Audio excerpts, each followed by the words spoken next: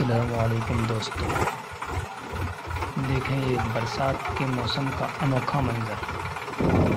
बरसात के मौसम में इस तरह से गाड़ियाँ जगह जगह पर फंसती रहती हैं। देखें किस तरह से ट्रैक्टर फंसा हुआ, ये लोड वाला ट्रैक्टर है और ये फंसा हुआ, इसको दूसरा ट्रैक्टर खींच कर निकालेगा। बरसात के मौसम में ये इस तरह से गाड़ियाँ फंसती रहती हैं। लेकिन क्या ही अनोखा अंदाज़ है और निराला अंदाज़। देखें इस ट्रैक्टर को, लोड वाले ट्रैक्टर को खाली ट्रैक्टर खींच कर निकालेगा।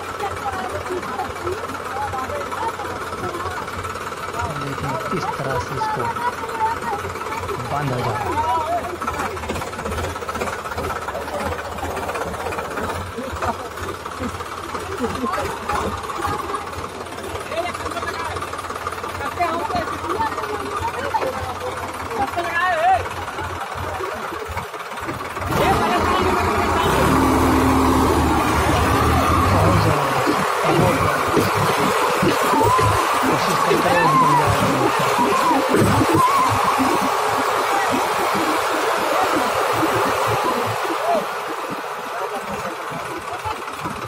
हमारे यहाँ की सड़कें इसी तरह से होती हैं, जिसमें गाड़ियाँ अक्सर फंसती रहती हैं।